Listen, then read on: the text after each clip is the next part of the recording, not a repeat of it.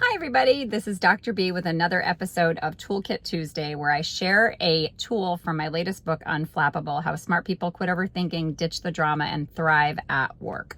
So if you haven't already picked up a copy of this gem, I don't know what you're waiting for. Hop on over to my website at drbridgetcooper.com or to Amazon and pick up your copy. Grab one for a friend. I can autograph them. Just message me and we'll make that happen.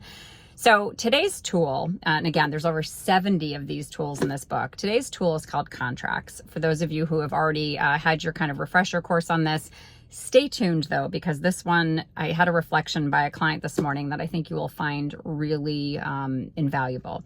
So what a contract is basically an agreement that we signed usually as kids or teens earlier on in our development, before we had the kind of the ability to question or challenge why we were coming up with this idea about ourselves or the world, that is now operating in the background and spurring us to make decisions and having thoughts and feelings and behaviors that may not work to our benefit.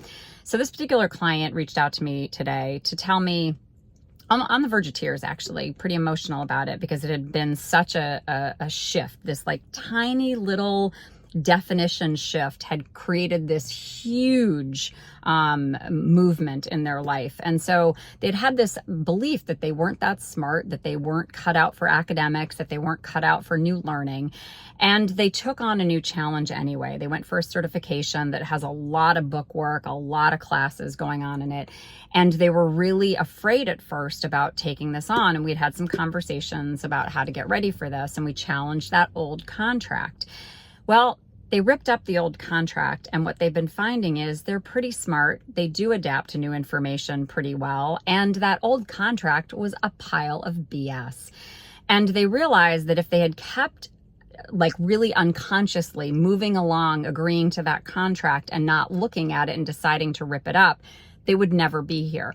So what is ripping up a contract, and why do I talk about it as being a contract? Well, I came up with the verbiage because when we talk about beliefs, those seem like they're more like part of who we are and our legacy and our personality and, you know, kind of just who we are as people.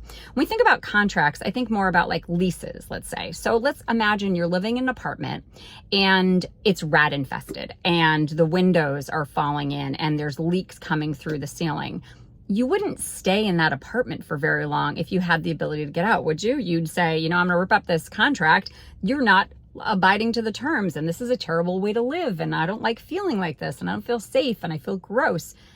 Well, our contracts are often doing the exact same thing in our lives. So challenging them allows us to live in a better way and to think different things that actually empower us to be more successful. So if you want to tap into the power of shifting a contract, looking at it and revisiting it, writing a new one, which I have a whole guide to do, or you want to work with me one-on-one, because it can be a heavy lift, looking at all of our old contracts and revisiting and rewriting them, reach out to me. And if you're looking for me to do a keynote or a workshop in your organization or for your association, I'm booking into the fall and next spring.